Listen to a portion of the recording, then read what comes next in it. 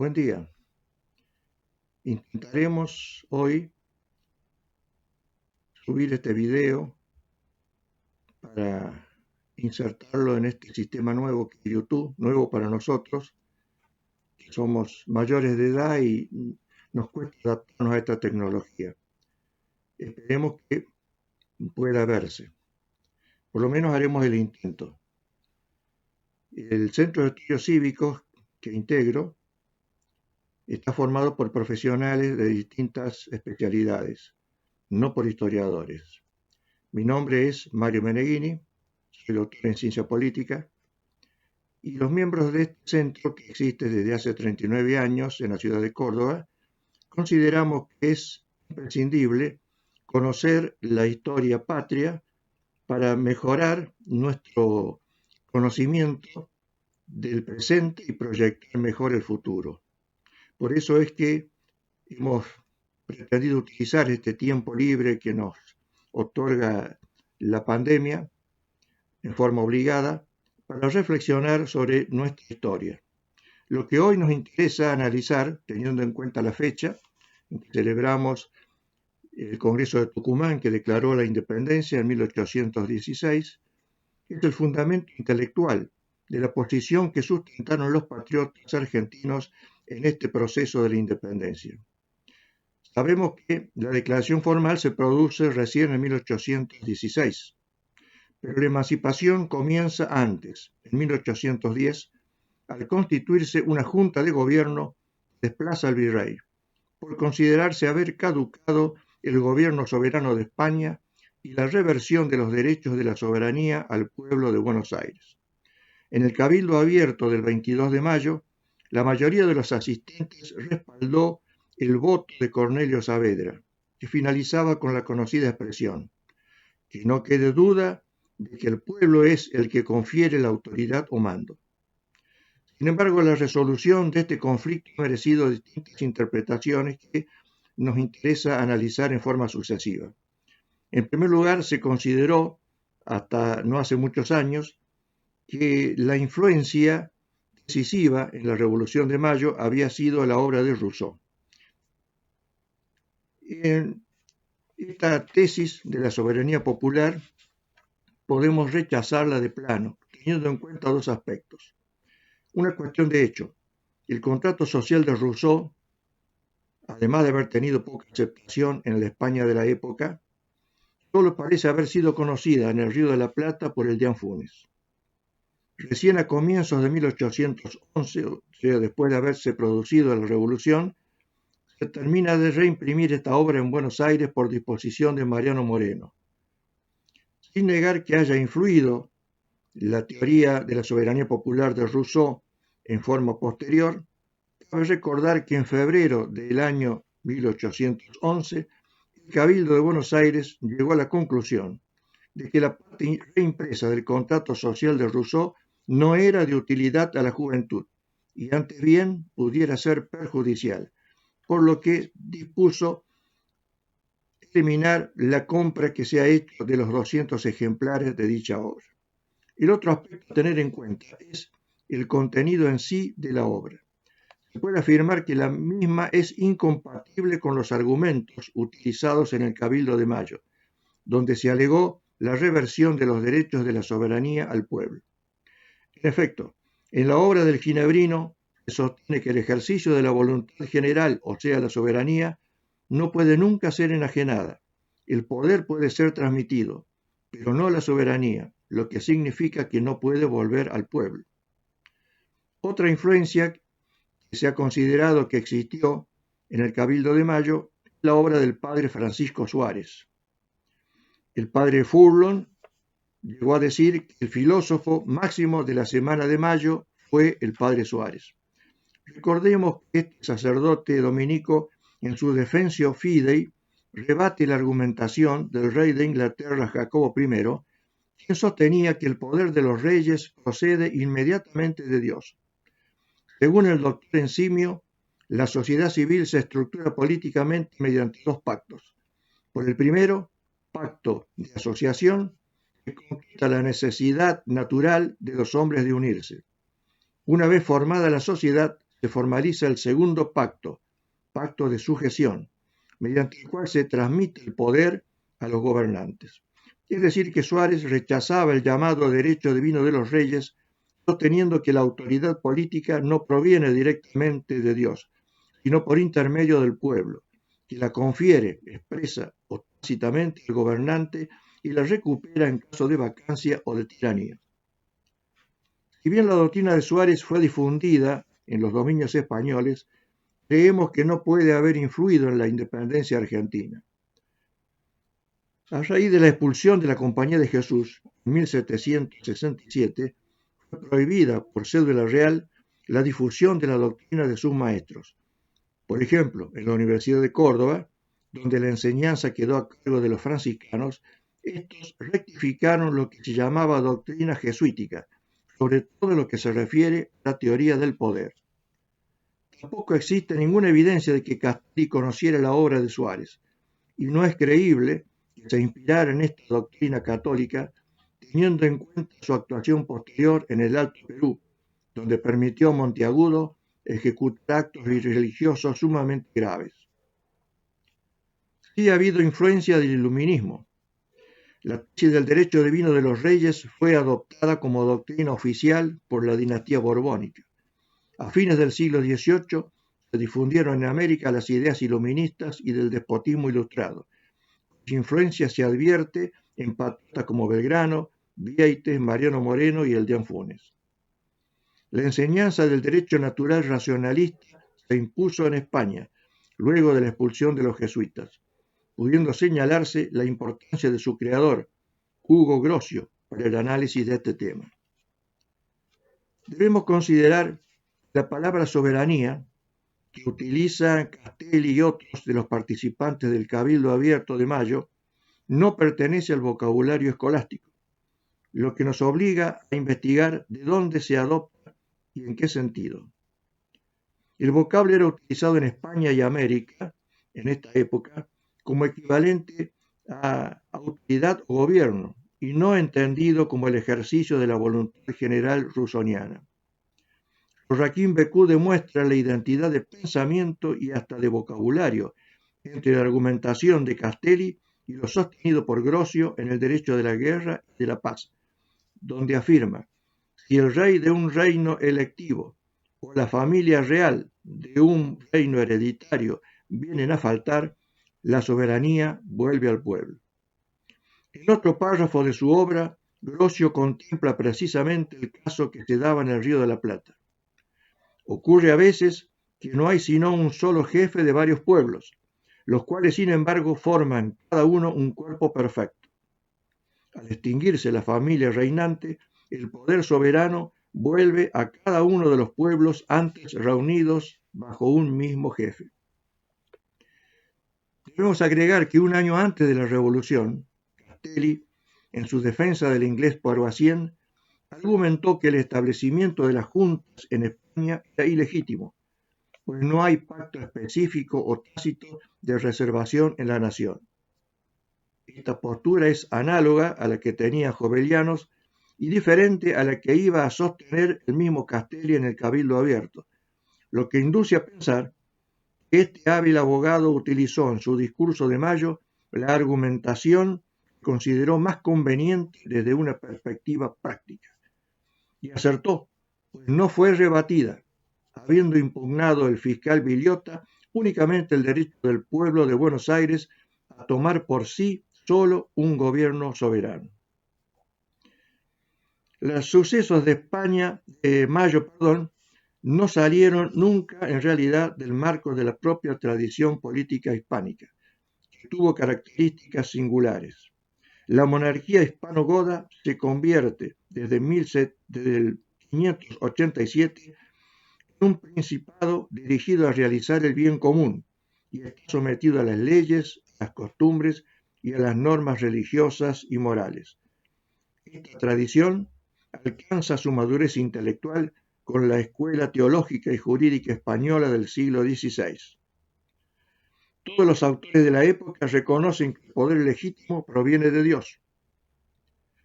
Cuando en 1528, siendo emperador Carlos V, se eligió a Martín de Azpilcueta para la disertación pública anual en la Universidad de Salamanca, a la que se otorgaba gran importancia, este profesor desarrolló la tesis de que el reino no es del rey, sino de la comunidad, y la misma potestad regia no pertenece por derecho natural al rey, sino a la comunidad, la cual, por lo tanto, no puede enteramente desprenderse de ella. Ya las partidas definían al rey como cabeza que rige los miembros del cuerpo de una comunidad. Esta concepción analógica de la sociedad permite distinguir dos aspectos de la doctrina española de la soberanía.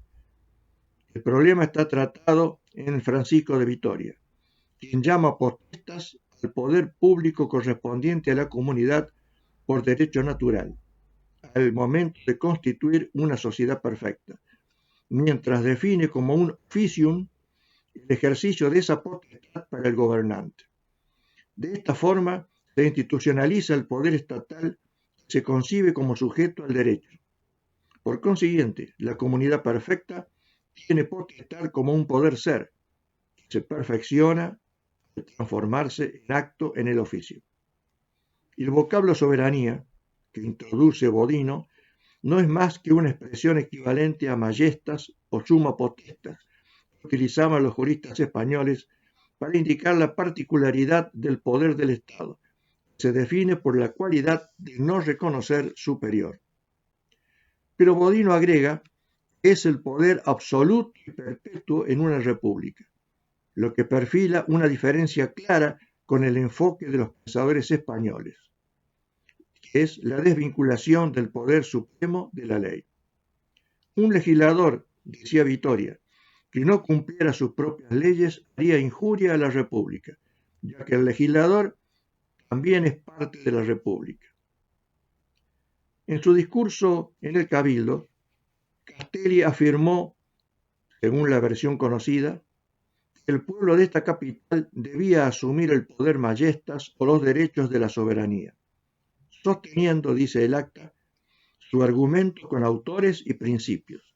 Como no se conoce el texto completo de su alegato, únicamente podemos deducir quiénes eran esos autores y cuáles los principios.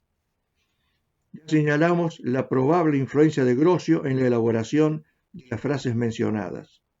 Pero como Castelli no fue rebatido, es razonable pensar, como hace Marfani, el investigador que ha profundizado más en la historia del Cabildo de Mayo, la bibliografía citada era la utilizada habitualmente por los abogados, sacerdotes y funcionarios de la época.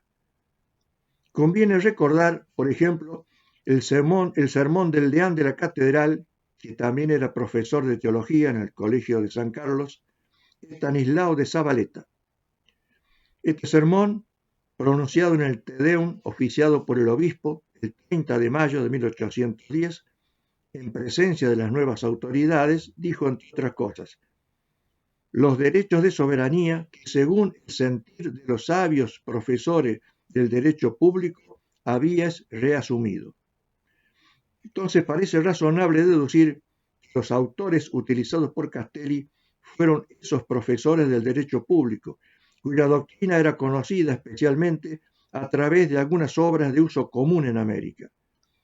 Una de ellas, La política para corregidores y señores de vasallos, de Jerónimo Castillo de Bobadilla, que preveía para el caso de acefalía, faltando pariente de la sangre y prosapia real, podría el reino, por el antiguo derecho y primer estado, elegir y crear rey.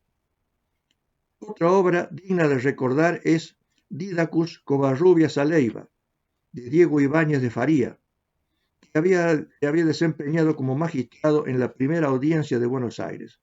En esa obra se señala, faltando el legítimo sucesor del real progenie, la suprema potestad es devuelta al pueblo. Ambas obras desarrollan una fórmula que ya se encuentra en las partidas del siglo XIII, como una de las formas de obtener legítimamente el poder. Esto significa que la Revolución de Mayo se realizó sin apartarse de la propia legislación vigente.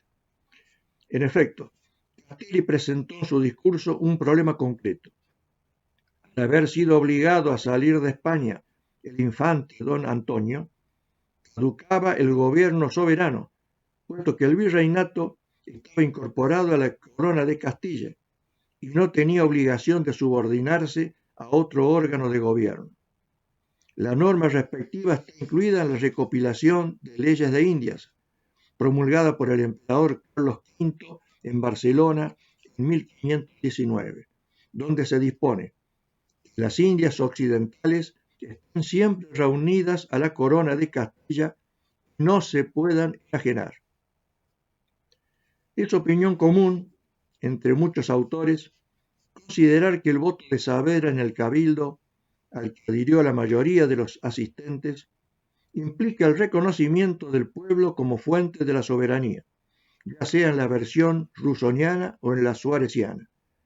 El voto terminaba, como dijimos antes, en la frase "y que no queda duda de que el pueblo es el que confiere la autoridad o mando". Pero creemos más atinada la interpretación de Marfani. El propósito de Saavedra fue corregir parcialmente el voto del general Ruiz Huidobro, que fue el primero en votar contra el virrey, opinando que su autoridad debía reasumirla el cabildo como representante del pueblo. Saavedra, que se había desempeñado en el cabildo como regidor, síndico, procurador y alcalde, comprendió que la fórmula propuesta era defectuosa, porque el cabildo no podía ejercer actos de soberanía como el que se le pretendía conferir. Era un gobierno representativo del pueblo, sí, pero destinado al gobierno municipal, de modo que la facultad de formar una junta que reemplazara al virrey debía surgir de una atribución expresa del cabildo abierto. Que esta intención fue comprendida por el cabildo surge del reglamento que dictó para la junta, que expresa en su cláusula quinta que en caso de que las nuevas autoridades faltasen a sus deberes, procedería a su deposición, reasumiendo para ese solo caso la autoridad que le ha conferido el pueblo. En conclusión, la independencia argentina, como lo reconocen hoy la mayoría de los historiadores de prestigio, se produjo como una consecuencia lógica de los sucesos de España, y no por influencia de las previas revoluciones norteamericana y francesa, ni de los autores de la enciclopedia. Existió sí una combinación de influencias intelectuales diferentes y a veces contradictorias, con utilización de autores modernos, pero sin que se produjera una acentuada inclinación modernista. La tradición política hispánica de sólida raíz católica es la que prevaleció en el proceso emancipador, lográndose una síntesis admirable al incorporarse ideas contemporáneas depuradas de toda connotación agnóstica. Únicamente así puede entenderse que en el Congreso de Tucumán, en 1816, se dispusiera que la Declaración de Independencia debía ser jurada por Dios nuestro Señor, la señal de la cruz. Decía Ricardo von Escurra, la historia es en esencia justicia distributiva, porque discierne el mérito y la responsabilidad. Por eso no se puede limitar el relato de los hechos, sino que debe investigar las causas de los hechos. Esto es lo que hemos tratado de resumir en relación a un aspecto sustancial del surgimiento de nuestra sociedad como Estado independiente. La emancipación de los países americanos coincide con el surgimiento del constitucionalismo escrito y por lo tanto es lógico que quienes conducían los nuevos estados buscaran afirmar su independencia a través de un instrumento jurídico. En el caso de San Martín, recordemos que siendo teniente coronel del ejército español, cumplió funciones en Cádiz, donde fue testigo presencial del debate por la sanción de la Constitución española que sería promulgada en 1812. Ese mismo año vuelve San Martín al Río de la Plata y comprendió la inconveniencia de seguir utilizando la llamada máscara de Fernando VII, uno de los motivos del derrocamiento del primer triunvirato que se negaba a declarar la independencia. El segundo triunvirato Así convocó la Asamblea General Constituyente de 1813, pero sin embargo no proclamó la independencia ni aprobó una constitución. Cuando se reunió 3 años más tarde el Congreso de Tucumán, continuaba esta cuestión pendiente.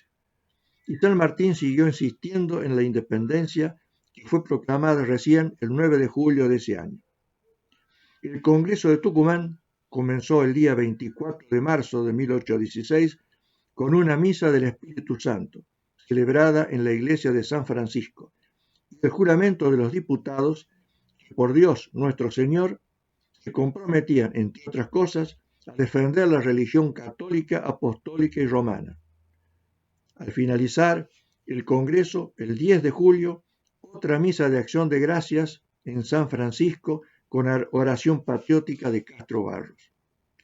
En realidad, la Guerra de la Independencia fue una guerra civil entre dos concepciones de la política y de la sociedad. Por eso en los dos bandos enfrentados hubo españoles. Y por ejemplo, en el ejército realista que enfrentó en el norte a los patriotas del Río de la Plata, estuvo integrado en un 90% por criollos e indios. Los reyes borbónicos se habían apartado de la tradición hispánica, influidas por el racionalismo. Aplicaban el llamado despotismo ilustrado. Y desde el Pacto de Familia de 1761, España dejó de interesarse en América. Además, Napoleón quiebra la unidad imperial y los americanos temían ser negociados por la Junta Central. San Martín peleó contra el invasor francés, pero no se ilusionaba con la victoria de Bailén. Napoleón entró a España con 250.000 hombres y repuso en el trono a su hermano José. Suponiendo que triunfara España en esa lucha, con ayuda de Inglaterra, de todos modos sería la victoria de unos reyes ineptos. A las miserias de la corte borbónica, Napoleón las resumía con una frase lapidaria. La madre era adúltera, el padre consentido, el hijo traidor. Por eso San Martín decidió combatir por la independencia y salvar la verdadera España en América. No fue una decisión personal, sino compartida por muchos nativos de este continente que vivían en España. Lo explica San Martín en Carta a Castilla. En una reunión de americanos en Cádiz, resolvimos regresar cada uno al país de nuestro nacimiento, a fin de prestarle nuestros servicios en la lucha. Con respecto al sistema de gobierno, San Martín tuvo una posición pragmática. No tenía predilección por ningún sistema teórico.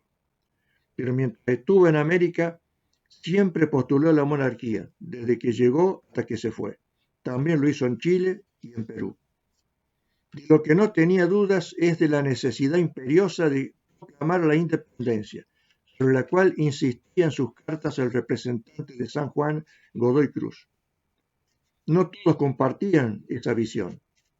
Alvear, por ejemplo, siendo director, en 1815, escribió 2 pliegos a las autoridades británicas que se conservan en el Archivo Nacional, afirmando que estas provincias deseaban pertenecer a Gran Bretaña. Cuando se concreta la declaración el 9 de julio, no quedó satisfecho el general San Martín, porque conocía las gestiones que se estaban realizando para subordinar este territorio a Inglaterra o a Portugal. Y el acta solo se había referido a Fernando VII, sus sucesores y metrópoli. Por eso siguió insistiendo hasta que el día 19, en reunión secreta, presidida por Medrano, se agregó la frase y de toda otra dominación extranjera. Hay otro tema que vale la pena aclarar. La propuesta de Belgrano de coronar a un descendiente de los incas, que fue formulada en sesión especial el día 6 de julio. Esta propuesta ha motivado algunas dudas. Algunos han creído identificar al candidato de Belgrano en Dionisio Inca Yupanqui, que fue educado en el Seminario de Nobles de Madrid y llegó a ser coronel de dragones en el ejército español. Esto no es más que una simple conjetura que no tiene ninguna evidencia documental. En cambio, sí se conoce bien la existencia de Juan Bautista Tupac Amaru, hermano menor de Gabriel Tupac Amaru, que encabezó la última rebelión indígena contra los españoles y que fue cruelmente ajusticiado junto a toda su familia. El único que sobrevivió fue Juan Bautista, pues fue confundido en ese momento con un reo común. Pero de todos modos fue encarcelado durante muchos años, hasta llegar a Ceuta, en África. Allí lo encontró un sacerdote peruano, el padre Durán, quien lo ayudó a obtener la libertad y lo embarcó rumbo a Buenos Aires, a donde llegó en 1812. Las autoridades le concedieron una pensión y le encargaron que escribiera sus memorias. Fueron publicadas en la imprenta de Niños Expósitos. Este personaje curioso falleció a los 88 años y está enterrado en el cementerio de la Recoleta. Consta en sus memorias que conoció a San Martín y Belgrano, de modo que la propuesta del prócer mencionado no fue una fantasía romántica como creyeron algunos. Por ejemplo, Mitre, en su obra El creador de la bandera, lo critica duramente por estas ideas. Sin embargo, es la opinión general que, habiendo reasumido su trono Fernando VII y constituida la Santa Alianza, no había seguridad de que fuese aceptado un gobierno republicano. De ahí entonces que promover una monarquía constitucional encabezada por un descendiente de los incas era una idea sensata, y por eso la apoyó San Martín. Sabemos lo que costó en luchas fratricidas optar por otra forma institucional. Para reflexionar y tratar de llevar la experiencia del pasado a la actualidad. Ha quedado en evidencia en los últimos años que solo van a poder sobrevivir en el presente y el futuro aquellos pueblos con identidad propia, aquellos que se afiancen en sus propias raíces, descartando los cantos de sirena de modas y costumbres ajenas que se impulsan en un mundo globalizado. El reciente Brexit, es decir, el alejamiento de Gran Bretaña de la Unión Europea, debería ayudarnos a meditar sobre los riesgos de un multiculturalismo que arrasa con las tradiciones para imponer con más facilidad los intereses de grupos de poder concentrados. La cultura de un pueblo se mantiene vigorosa cuando defiende sus tradiciones, sin perjuicio de una lenta maduración. La identidad nacional se deforma cuando se corrompe la cultura y se aleja de la tradición traicionando sus raíces. La nación es una comunidad unificada por la cultura, que nos da una misma concepción del mundo, la misma escala de valores, y se proyectan actitudes, costumbres e instituciones. La identidad nacional argentina está marcada por la filiación de su pueblo. El pueblo argentino es el resultado de un mestizaje, no es la nación argentina ni europea ni indígena. Es el fruto de la simbiosis de la civilización greco-latina heredada de España con las características étnicas y geográficas del continente americano. Lo que caracteriza a una cultura es especialmente la lengua, en nuestro caso el castellano. Los colonialistas consideraban a este un idioma muerto porque no era la lengua del progreso y preferían el inglés o el francés. 2 siglos después, muchos argentinos manifiestan los mismos síntomas del complejo de inferioridad. Muchos jóvenes caen en una especie de emigración ontológica, porque se van a otros países creyendo que van a poder ser en otra parte. Olvidan la expresión sanmartiniana: serás lo que debas ser, si no eres nada. Con respecto a las instituciones, el embrionario Estado argentino adoptó el federalismo, que respetaba la autonomía de las provincias históricas. De allí que la Constitución de 1819, de cuño liberal, provocó resistencia en el interior. San Martín desobedeció las órdenes de interrumpir las acciones militares contra los realistas para enfrentar a los caudillos. Belgrano, a su vez, renunció al mando, y uno de los jefes de su ejército, el coronel Bustos, subleva a las tropas de la posta de Arequito, comenzando un largo periodo de luchas civiles. Recién con la Constitución de 1853, pese a sus defectos, se logró un equilibrio entre el interior y Buenos Aires, al respetarse los pactos preexistentes que menciona el preámbulo, en especial el Pacto Federal de 1831, ratificado por el Acuerdo de San Nicolás de 1852, en que las provincias resuelven organizarse bajo el sistema federal de Estado. En esta hora que nos toca vivir, resulta evidente que solo podrá resistir los embates de la globalización y conservar su independencia aquellos estados que se afiancen en sus propias raíces y mantengan su identidad nacional. El expresidente Avellaneda, en un discurso famoso, con motivo del regreso a la Argentina de los restos del general San Martín, sostuvo que los pueblos que olvidan sus tradiciones pierden la conciencia de sus destinos, y los que se apoyan sobre tumbas gloriosas son los que mejor preparan el porvenir. Hemos tratado de resumir pocas frases para no aburrir demasiado con estos temas que son áridos de por sí, con la dificultad de no ver a los posibles oyentes, algo que consideramos esencial de nuestro pasado para aprender de él y orientarnos mejor en el futuro. Este ciclo de conferencias va a continuar el día 29 de julio a cargo del doctor Andrés Torres, que es un abogado, y que se va a referir al Día de la Cultura Nacional que se conmemora en esa fecha. Agradezco la paciencia y espero haber satisfecho, aunque sea mínimamente, la expectativa. Muchas gracias.